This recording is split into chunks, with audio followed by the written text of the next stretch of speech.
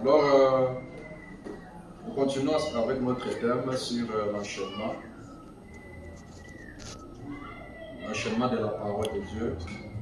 Nous sommes en train de voir que tout dans la parole de Dieu travaille dans un enchaînement. Et tout dans la parole de Dieu travaille dans un enchaînement.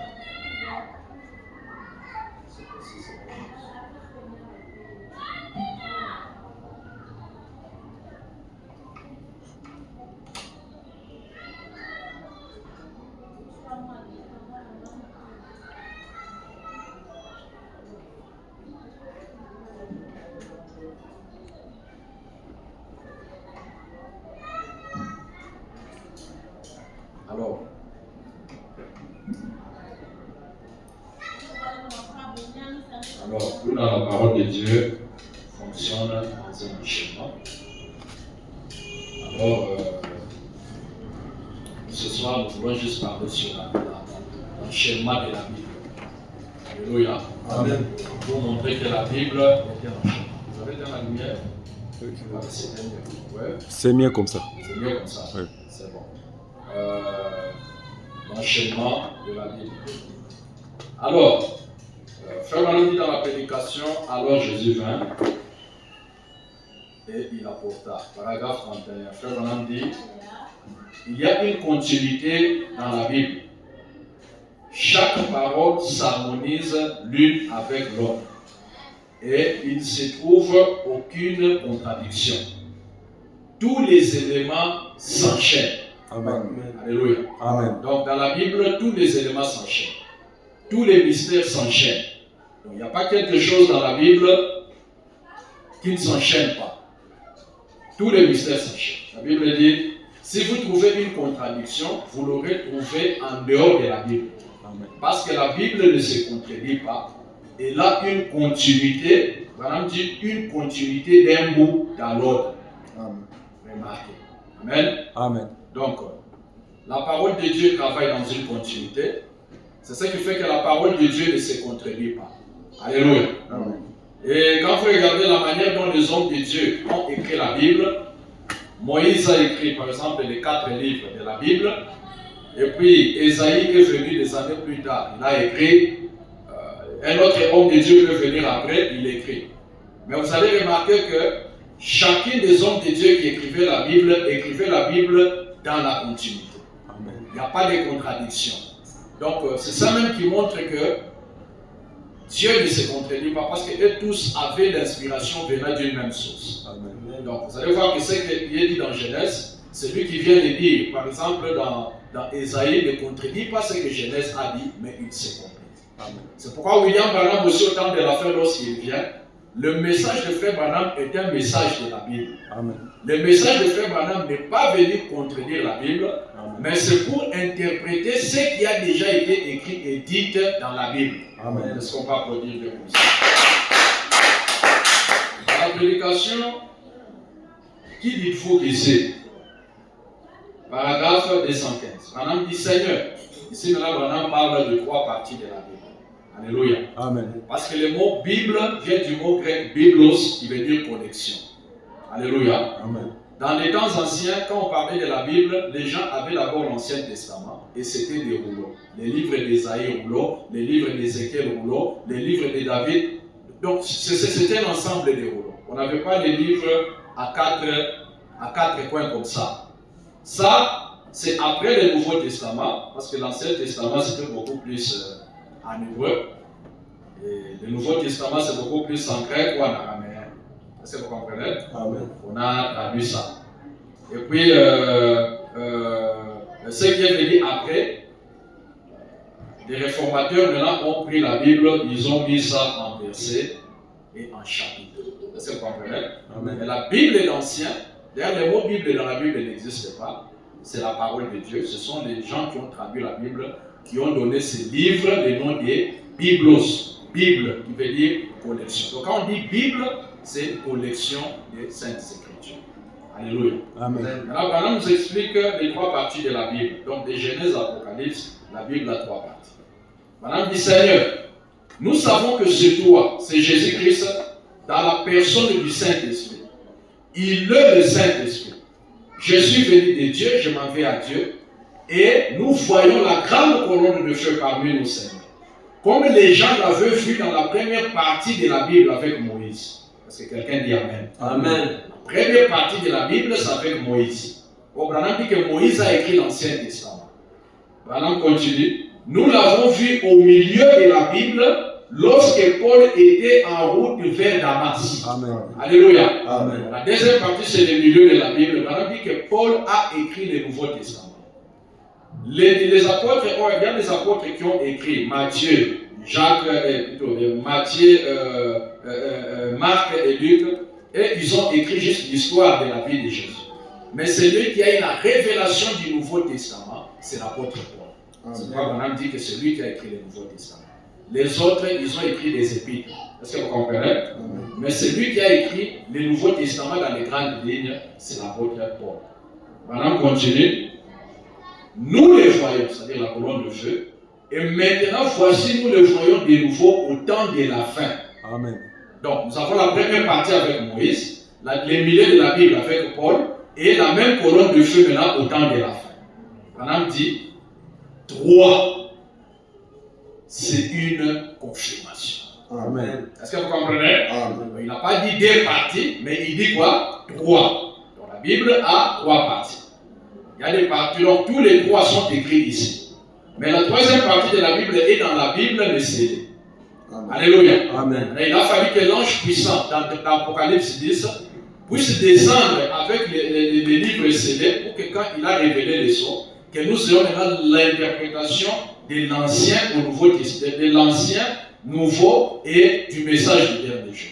Est-ce que quelqu'un dit Amen? Amen. Donc, la Bible a 3 parties. Nous, on n'est pas dans l'Ancien Testament, nous, on n'est pas dans le Nouveau, mais nous sommes dans la Bible interprétée. Amen. Alléluia. Amen. C'est ça le message du temps de la fin. Est-ce que vous comprenez? Amen. Et la première partie, dans chacune de ces testaments, dans chacune de ces parties de la Bible, vous allez voir qu'il y a des sangs là. Alléluia. Amen. Avec Moïse, il a fallu le sang des bêtes et des taureaux. Avec Paul, il a fallu le sang chimique du Seigneur Jésus. Alléluia. Amen. Mais avec le message de Frère Branham, qui est la 3e partie de la Bible, en réalité, la 3e partie de la Bible, lui, a existé avant les 2 premiers. Est-ce que vous comprenez? Amen. Parce que les livres scellés au-dedans et au-dehors de ces sceaux, c'est ça la 3e partie de la Bible. Est-ce que vous comprenez? Amen. Et ça, Dieu a immolé l'agneau avant la fondation du monde. Madame dit qu'il a immolé l'agneau dans sa pensée avant la fondation du monde. C'est avec ça qu'il a écrit. Est-ce que vous comprenez? Amen. Il a écrit les livres de cette sceaux. Et chacun de nous est une parole du livre de cette sceaux. Amen. Alléluia. Amen. Et quand on brise les sceaux, en réalité, on ne révèle pas des choses écrites. Les écritures des livres, ce sont les rachetés qui sont dans ces livres-là. Amen. Alléluia. Il y a une partie de ta vie qui est sur la terre comme un humain, qui sent la douleur, qui a des problèmes, qui a des difficultés. Mais il y a une autre partie de ton existence qui sont des paroles du livre scellées au-dedans et au-dehors avant la fondation du monde. Amen. Pas écrit par un homme. Parce que la première partie, c'est Moïse qui l'a écrit, c'est les doigts d'un homme. La deuxième partie, c'est Paul. Mais la deuxième partie, ce n'est même pas Branham qui l'a écrit. Mais c'est une main invisible, c'est l'agneau de... C'est Dieu lui-même qui l'a écrit avant la fondation du monde, avant même que Adam soit créé. Amen. Avant même que tu sois pécheur, il y avait déjà un livre de rédemption. Amen. Et ta vie est écrite là-dedans. Alléluia. Amen. Est-ce qu'on peut applaudir Dieu pour ça? Maintenant, le message ne va pas vraiment être long. La Bible a 3 temps. 3 parties de la Bible pour 3 temps. Est-ce que vous comprenez? Amen. La première partie, c'est le matin. La deuxième partie, c'est midi. Et la 3e partie, c'est le soir. Alléluia. Amen. Madame dit, dans la prédication, essayez de rendre un service à Dieu sans que cela soit la volonté de Dieu. Alléluia. Amen. Paragraphe 177 et 178. Madame dit, la parole, le message du soir, doit produire les résultats du soir. Amen. Alléluia. Amen. Le matin, il y avait les résultats. À midi, il y a les résultats. l'histoire aussi, il y a les résultats. Nous sommes les résultats de l'histoire de la Bible. Amen. Alléluia. Maintenant, il dit, le message du soir doit s'aimer des semences du soir. Pas des semences du matin, des semences du soir. Est-ce vrai? Amen. Les spectacles du midi, ces semences étaient dénominationnelles. Alléluia. Amen. Parce que les semences du midi, c'était les Juifs qui devaient recevoir le Messie. Mais les Juifs ont rejeté le Messie. C'est pourquoi eux, qui étaient censés être les semences du midi, sont devenus dénominationnels. Est-ce que vous comprenez? Maintenant, il dit, elles sont mortes et ont péri. Mais le message du temps du soir révélera la lumière du soir. Amen. Au temps du soir, la lumière paraîtra. Et la lumière du soir, c'est le Fils de l'homme. La lumière du soir, c'est la couronne de feu manifestée dans une chair humaine. Amen. Alléluia. Amen. Madame il dit, et il révélera les résultats du soir. Amen. Madame dit, le message du soir, l'état de Jésus, le message de midi, a fait apparaître des résultats de midi. Et les résultats de midi, c'était les Juifs qui ont rejeté leur Messie. C'est pourquoi dans la parole, on parle du mystère de l'aveuglement. Donc Jésus est venu pour que le mystère de l'aveuglement se manifeste aux Juifs et pour que la grâce soit ouverte aux gens des nations qui n'attendaient même pas le Messie. Alléluia. Maintenant, il dit, le temps de Jésus, le message de midi, a fait apparaître les résultats de midi. Le message du commencement a fait apparaître les résultats du commencement. Au commencement, c'est Genèse. Est-ce que vous comprenez? Amen. Donc, le commencement de la Bible, c'est dans la Genèse. Ça a produit les résultats du commencement. Madame dit, cela a produit la création. Donc, le matin de la Bible, c'est dans Genèse. C'est pourquoi Genèse, c'est le livre sémence de la Bible. Tout ce que nous voyons dans la continuité, dans l'enchaînement de la Bible, a commencé dans Genèse. Alléluia. Amen. Donc nous, on ne croit pas une vérité, un mystère qui n'a pas commencé dans Genèse. Est-ce que vous comprenez? Amen. Même le message des frères Madame a commencé dans Genèse. Quand on parle d'Eliezer et Rebecca, Eliezer qui cherche une épouse pour Isaac, c'est déjà là-bas. Est-ce que vous comprenez? Madame dit, le résultat du commencement, cela a produit la création. Il a créé son fils à son image à midi. Est-ce que vous comprenez? Amen. Donc nous avons les matins.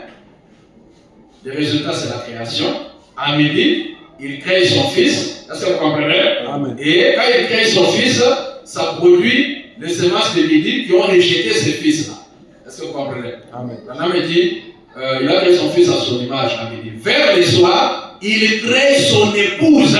Amen. Donc le matin, c'est la création de Genèse. À midi, il crée son fils, bien qu'il y a des gens qui l'ont rejeté, qui sont des semences qui ont pourri à midi. Mais le soir, les résultats du soir de la Bible, c'est l'épouse qui croit le message de William Marion Branham. C'est l'épouse qui doit être préparée pour partir dans l'enlèvement. Je vais dire à quelqu'un que toi et moi, nous sommes les résultats du soir de la Bible depuis Genèse jusqu'à Apocalypse.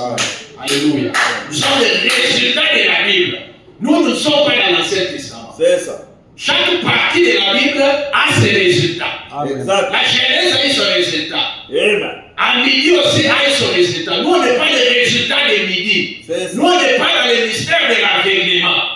Les résultats de midi, c'est l'épouse qui a été créée. Je vais dire à quelqu'un que si tu passes de ça, tu es né de nouveau, tu es une nouvelle création de Dieu. Amen. Tu es la création de Dieu sur la terre. Alléluia. Alléluia. Dans le jardin de Dieu, il y a une création. À midi, il y a une création. Donc chaque partie de la Bible a ses créations. Mais nous sommes la création du temps d'histoire.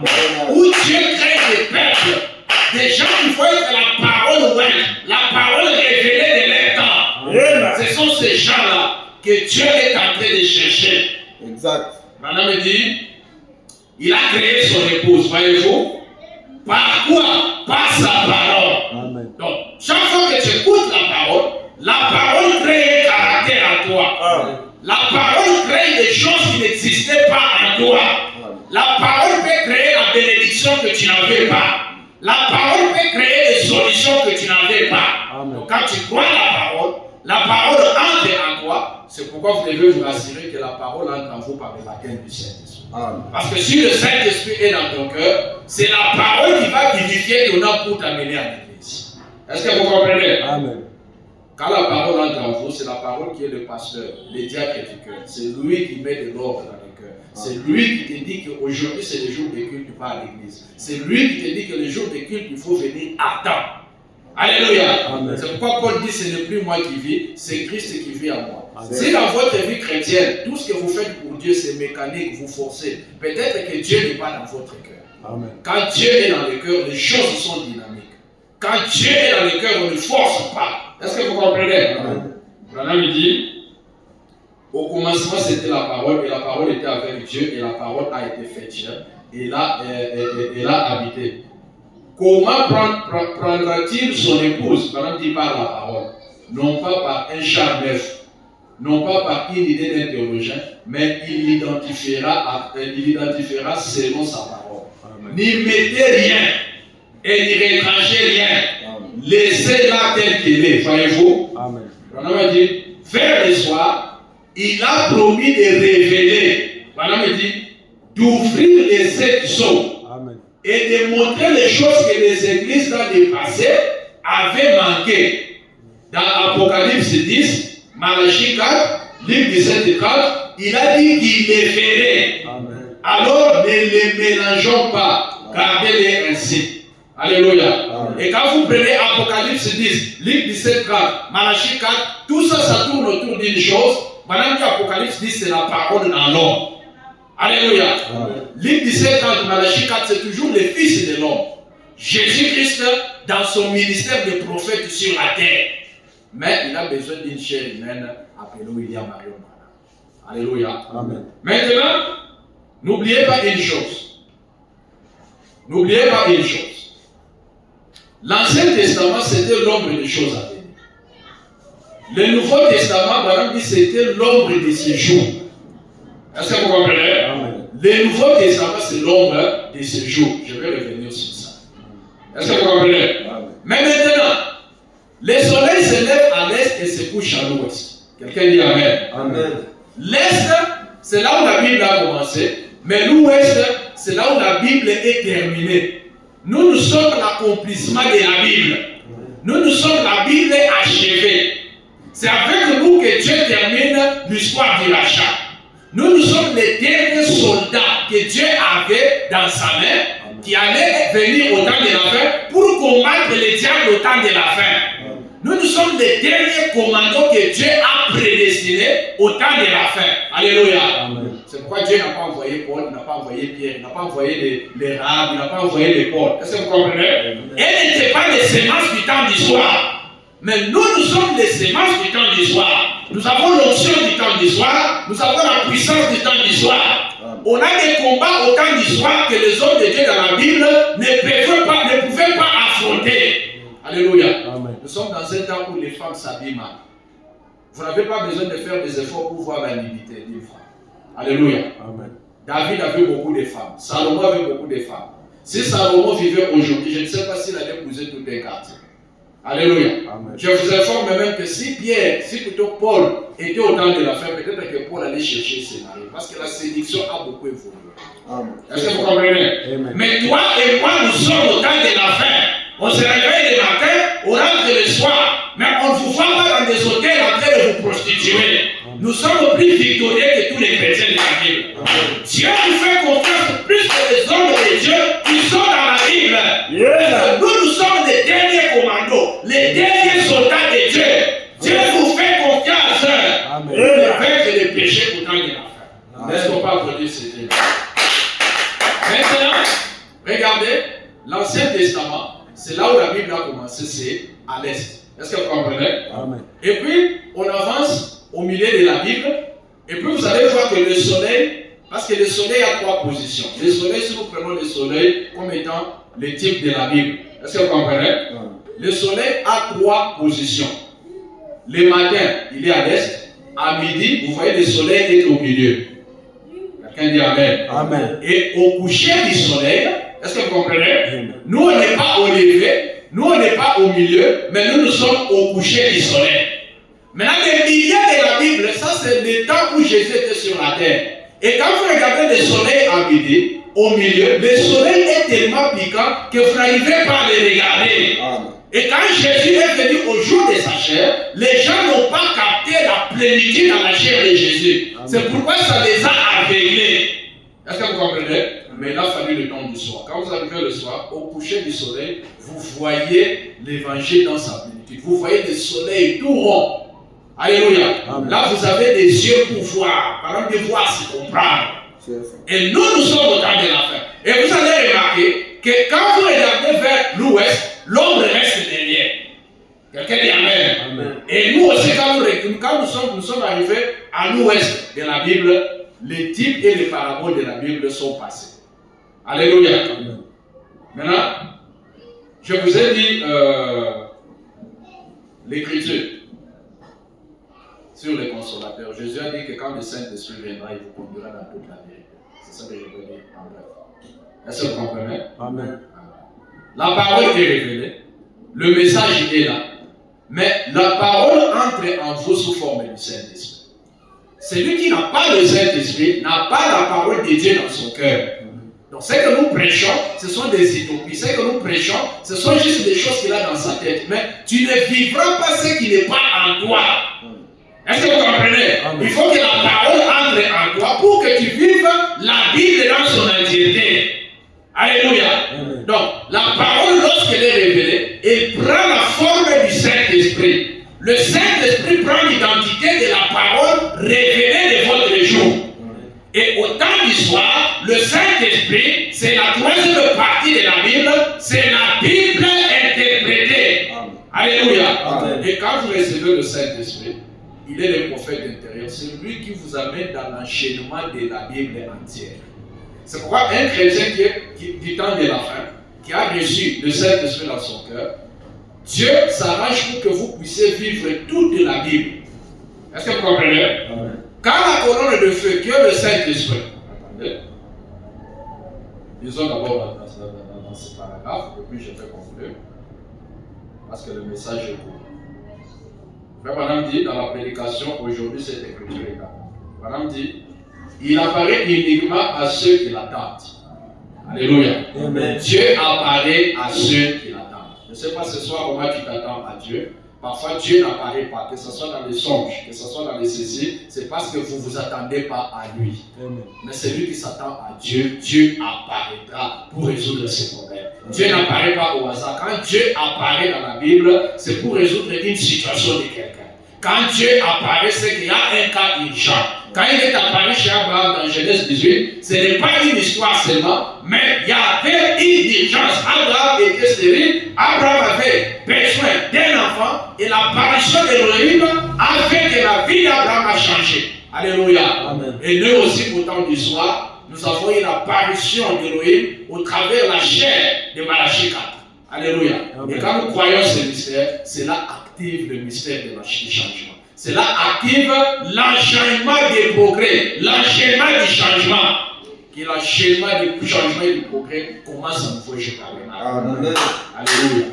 On dit, il apparaît uniquement à ceux qui l'attendent. Et nous sommes censés être en train de l'attendre. Amen. On dit, mais ceux qui prétendaient être en train de l'attendre, l'Église même, quand ils ont vu cette chose-là s'accomplir, ils ont dit, il est un démon.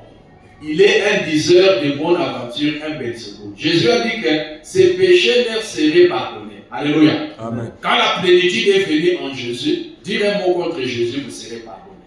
Alléluia. Amen. Quand Dieu s'est manifesté comme fils. Mais Jésus dit, mais il a dit un jour, le Saint-Esprit viendra faire la même chose et de prononcer un seul mot contre cela, ce ne sera jamais pardonné. Alléluia. Amen. Écoutez, au temps du soir, nous avons eu le Saint-Esprit dans sa plénitude. Est-ce que vous comprenez? Amen. Le Saint-Esprit dans sa plénitude, ça veut dire le Saint-Esprit dans tous ses attributs. Au temps des apôtres, le Saint-Esprit est venu dans la Pentecôte, mais il n'a pas manifesté toutes ses fonctions. Est-ce que vous comprenez? Amen. Mais Jésus a dit quand le Saint-Esprit viendra, il vous conduira dans toute la vérité. Nous sommes censés voir toutes les fonctions du Saint-Esprit. Le Saint-Esprit, il est notre avocat quand on a des problèmes. Le Saint-Esprit, il est notre juge. Est-ce que quelqu'un comprend? Amen. Le Saint-Esprit est notre consolateur quand nous avons des problèmes, quand on manque la paix. Donc ce soir, quelqu'un qui a des problèmes, quelqu'un qui n'a pas la paix, le Saint-Esprit, c'est le consolateur. Amen. Que Dieu console le cœur de quelqu'un qui n'a pas la paix, qui a des problèmes, qui a des blocages. Réclamez les attributs du Saint-Esprit. Alléluia. Madame me dit, cela ne sera jamais pardonné. Madame dit ça. C'est ces jours-ci. Alléluia. Amen. Donc aujourd'hui, on n'a pas eu seulement le Saint-Esprit comme au baptême. Alléluia. Amen. Mais on a aussi reçu le Saint-Esprit sous forme de ministère messianique dans une chair humaine. C'est pas vrai qu'on a dit le Saint-Esprit aujourd'hui, c'est Dieu dans la chair humaine qui sanctifie un vase afin qu'il puisse se refléter par elle. Est-ce que vous comprenez? Amen. Et le Saint-Esprit comme prophète, c'est Dieu dans la chair de frère Branham. Est-ce que vous comprenez? Amen. Le Saint-Esprit devait se manifester comme ministère. Le Saint-Esprit, ce n'est pas frère Branham, mais c'est le ministère de frère Branham qui a le Saint-Esprit. Est-ce que vous comprenez? Le Saint-Esprit en tant que ministère. Parce que pour que le Saint-Esprit nous conduise dans toute la vérité. Or, dans toute la vérité, c'est Apocalypse 17. Au jour de la fin du 7e ange, quand il sonnera de la trompette, le mystère de Dieu serait accompli. Donc pour que le Saint-Esprit nous conduise jusqu'à l'accomplissement des mystères, il devait prendre une forme humaine. Amen. Pour être prophète afin de vous révéler la Bible. Madame ne dit pas que l'homme soit Dieu, mais le don est Dieu. Amen. Le Saint-Esprit c'est Dieu. Le Saint-Esprit c'est le ministère, la fonction. La fonction, il y a 3 fonctions, Père, Fils et Saint-Esprit. Dieu prend la fonction là, la 3e fonction de la divinité, appelée le Saint-Esprit, il les place dans un homme appelé William Marion Branham. Amen. Alléluia. Amen. Donc nous avons vu la plénitude du Saint-Esprit. Le Saint-Esprit comme baptême, nous l'avons, mais le Saint-Esprit comme fonction incarnée dans un homme, nous l'avons vu au travers de notre frère William Marion. Est-ce qu'on va applaudir aussi? Maintenant, dire un mot contre les œuvres que Dieu fait dans le ministère de William Branham, c'est un péché impardonnable. C'est un blasphème. Est-ce que vous comprenez? Amen. C'est un blasphème. Maintenant, pour terminer, le Saint-Esprit, quand il entre en vous, il vous fait vivre toute la Bible. Est-ce que vous comprenez? Amen. Vous n'avez pas encore compris. Tout ce que vous avez vu dans la Bible, là, c'était juste des types et des ombres des choses à venir. L'Ancien Testament, c'était un reflet du Nouveau. Est-ce que vous comprenez? Branham dit même Christ était l'ombre des choses à venir. Est-ce que vous comprenez? Amen. Même Jésus, il était un type de ce qu'un véritable croyant qui a la parole dans son cœur est censé être. Amen. Est-ce que vous comprenez? Amen. C'est pourquoi si vous voulez voir ce qu'un croyant est censé être, regardez la parole dans la vie de Jésus. Amen. Jésus était Dieu. Comme toi aussi, quand tu reçois le Saint-Esprit, tu es Dieu de la terre. Amen. Mais Jésus était Dieu, il avait besoin de la vie des jeûnes et des prières. Est-ce que vous comprenez? Amen. Jésus avait besoin de beaucoup prier. Et quand il priait beaucoup, ça permettait à l'homme extérieur, son esprit, de contacter l'homme intérieur qui est la divinité. Amen. Mon frère et ma soeur, si tu ne te consacres pas, si tu n'as pas une vie de prière, tu ne seras pas connecté à l'homme intérieur pour obtenir des solutions à des problèmes. Amen. Chaque connexion que j'ai avec l'homme intérieur fait éclater un enchaînement de solutions à des problèmes. Amen. Il y a des choses qui vont être résolues parce que tu as réussi de contacter l'homme intérieur. Amen. Quand l'homme intérieur entre en contact avec ton esprit, cela déclenche une explosion de solutions, une explosion de bénédictions, une explosion de grâce et de faveur. La grâce est en quoi? Mais il y a des grâces et des faveurs de Dieu que tu ne vois pas parce que tu ne te connectes pas à l'homme intérieur qui est la divinité. Amen. C'est pourquoi Jésus priait beaucoup, il gênait beaucoup et il lisait beaucoup la parole. Amen. Est-ce que vous comprenez? Amen. Maintenant, quand la parole est venue en frère Branham, Jésus il est le type de frère Branham, ça c'est pour l'âge. Jésus il est aussi le type du croyant, ça c'est en miniature. Est-ce que vous comprenez? Amen. Quand la parole est venue en frère Branham, Branham dit tous les types et les paraboles de la Bible sont manifestés devant vous. Amen. En d'autres termes, toute la Bible est devenue vivante en moi. Est-ce que vous comprenez? Amen. Quand Frère Branham était vivant, c'était la Bible vivante sur la terre. Tout ce que les Ésaïe, les Ézéchiel, les autres ont écrit, ont pris vie dans la chair d'un mortel appelé William Marion Branham. Amen. Alléluia. Dieu a écrit dans la vie d'un prophète. C'est pourquoi Frère Branham dit qu'un prophète, c'est une Bible au pays ajouté ni rédigé.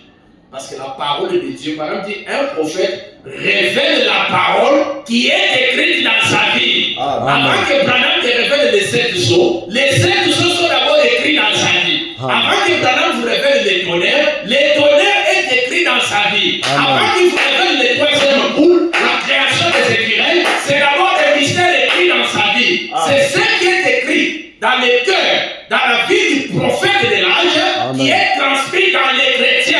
Amen. C'est pourquoi c'est que le messager est en majuscule, c'est ce que nous sommes en miniature. Amen. Vous ne pouvez pas avoir une vie qui ne ressemble pas à la vie de votre messager. Amen. Le Saint-Esprit en Frère Branham allait à l'église chaque jour. Amen. Ça lui poussait d'aller prier. Ça lui poussait d'être un homme honnête.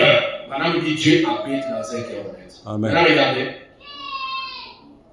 La parole est révélée qui est en Frère Branham, qui est la Bible interprétée. Amen. Amen. C'est là où nous sommes. On n'est pas le matin, on n'est pas à midi, on est le soir. Nous sommes au temps du soir, au temps de la Bible accomplie. Est-ce que vous comprenez? Amen. Maintenant, chacun de nous sur la terre, si tu reçois le Saint-Esprit, qui est la Bible en toi, tu seras obligé de vivre toute la Bible. Vous dites comment ça? Amen. Mais chacun de nous, il y a un temps où tu vis le livre de la Genèse. Le livre de la Genèse, c'est quoi? C'est le commencement.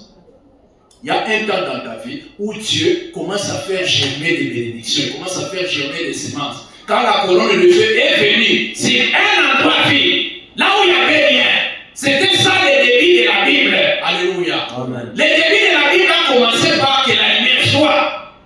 Il n'y avait pas de capital, il n'y avait pas d'argent. Mais dans le livre de la Bible, Dieu avait seulement la parole. Alléluia. Amen. Et toi aussi, quand tu reçois le Saint-Esprit, le livre de Genèse commence en toi. Amen. Le Dieu de la Bible peut commencer à produire des choses, même quand tu n'as pas d'argent. Dieu peut te faire des faveurs ou des choses que tu obtiens parce que tu as parlé, pas parce que tu as prié. Et Dieu, la colonne de feu, quand il a couvé la terre dans Genèse, il a fait que les bénédictions qui étaient cachées dans la terre commencent à germer. Toi aussi, tu es la terre où la colonne de feu, le Saint-Esprit, la flamme de feu va venir couver. Alléluia. Amen. Et chaque jour, le Saint-Esprit qui est la colonne de feu est en train de couver ton âme. Et chaque jour, il te couvre. Il produit des bénédictions qui sont en toi sous forme de semences. Alléluia. Il y a un temps dans ta vie où tu vis les livres de Genèse, où Dieu fait germer des bénédictions qui sont des semences. Il fait germer des faveurs. Il fait germer des possibilités. Alléluia. Amen. Là où il n'y avait pas de possibilités, Dieu fait germer des possibilités parce que c'est le livre de Genèse en toi. Mais il y a aussi un temps, après le livre de Genèse, quel est le livre qui suit? C'est le livre d'Exode. Il y a un temps dans ta vie chrétienne où Dieu te fait passer par les exodes. Exode veut tout sortir de, entrer dans. Il y a un temps de ta vie où Dieu va te faire partir des dénominations pour te mettre dans la parole. Il y a un temps dans ta vie où Dieu va te faire passer dans la vie de l'adultère, de la vie du péché, de la vie de la bassesse, la vie de la pauvreté. Tu dois quitter les là parce que tu es dans un exode. Alléluia. Alléluia. Amen. Et il y a aussi un temps dans ta Bible, tu dois vivre les livres de Deutéronome. Dans Deutéronome, on est en train de compter. Alléluia. Amen. Oui, il y a aussi un temps dans ta vie où Dieu doit venir te peser. Il doit compter les caractères qui est en toi. C'est ça le marché des livres de l'homme. Mais il y a aussi un temps où c'est les livres de Lévitique. Alléluia. Amen. Oui, dans la Bible, les livres de Lévitique, c'est des livres des sacrificateurs. Les livres des lois sacerdotales. Il y a un temps où Dieu doit te faire entrer dans la vie sacerdotale. Où il va mettre l'onction sur toi. Est-ce que vous comprenez? Où tu dois entrer dans les services, dans les temples, pour les servir jour et nuit. Alléluia. Amen. Et n'oubliez pas dans la Bible que quand on est lévite, quand on entre dans les temples, quand on est négligent, la colère de Dieu peut vous frapper et vous mourir. Est-ce que vous comprenez? Les fils d'Aaron, Aaron a permis si c'est 2 ou 3 fils, par la négligence au service du temple. Le feu vient s'en aller. Amen. Ça, c'est les livres de Lévitique. Donc il y a un temps, tu vis dans les livres de Lévitique. Mais il y a aussi un temps, tu dois vivre les livres de Deutéronome. où Dieu met devant toi la loi de la vie, la loi de la mort. Les livres des grands choix. Est-ce que vous comprenez? Amen. Il y a aussi un temps où tu dois vivre les livres de Josué. Les livres de Josué, c'est les livres du placement. Vous êtes déjà sorti de l'Égypte, des Canaan. Tu es déjà né de nouveau. Mais si un enfant n'est pas encore mis dans sa position, il ne peut pas être héritier. Les livres de Josué, c'est le livre de l'héritage. Il y a un temps dans ta vie, tu dois hériter des bénédictions du rachat. Tu dois hériter des choses que Dieu a accomplies. Tu dois hériter des mystères. Parce qu'un enfant, c'est un héritier. Ce que Dieu a fait à la croix, ce que Dieu a fait avec Frère Branham, nous sommes héritiers par la nouvelle naissance. Amen. Nous sommes dans les temps du placement. Amen. C'est le livre de Josué. Alléluia. Amen. Donc quand vous avez le Saint-Esprit en vous, Dieu vous fait parcourir toute la Bible. Devant chaque combat, devant chaque opposition, un livre de la Bible va prendre vie pour que Dieu puisse affronter la chose là. Amen. Alléluia. Amen. Quand tu cherches à posséder quelque chose, tu n'arrives pas. Le Saint-Esprit devient le livre de Josué pour toi. Amen. Quand tu es quelque part, tu es bloqué. Parfois, Dieu voit que tu es tellement habitué à une vieille chose. Il veut te donner un exode. Quitte l'ancienne bénédiction, entre dans la nouvelle. Alléluia. Amen. Le Saint-Esprit devient ton livre d'exode. Donc, le Saint-Esprit en toi, il est tous les livres de la Bible. Amen. Quand vous allez dans le livre d'Ésaïe, Ésaïe lui-même, il a écrit 66 chapitres. On appelle ça 66 livres de la Bible. Il a résumé toute la Bible. Le livre d'Ésaïe. Alléluia. Amen. Et il y a aussi un temps, quand tu es devant l'opposition, le Saint-Esprit s'élève comme étant le livre des actes du Saint-Esprit. Amen. Alléluia. Amen. Tu ne peux pas être un chrétien, mais tu ne vois pas des actes de puissance qui t'accompagnent. C'est ça. Est-ce que vous comprenez? Amen. Alors, que le Seigneur vous bénisse. Amen. Nous allons nous lever et prier le Seigneur. Chacun selon ce qu'il a comme besoin. Il va évoquer Dieu. C'est comme étant l'accomplissement de chaque livre de la Bible. Amen. Selon ce que tu as comme problème. Alléluia. Amen. Selon ce que tu as comme problème. Si tu veux que le Saint-Esprit soit les livres des actes, si tu veux que le Saint-Esprit soit les livres de Josué pour toi, pour affronter ton opposition, si tu veux que le Saint-Esprit en toi, il y a même dans la Bible les livres des juges. Hein? Amen. Ou quand tu te retrouves dans le Saint-Esprit devient les livres des juges pour toi. Il est le juge suprême. Alors, nous allons prier le Seigneur. Les faits,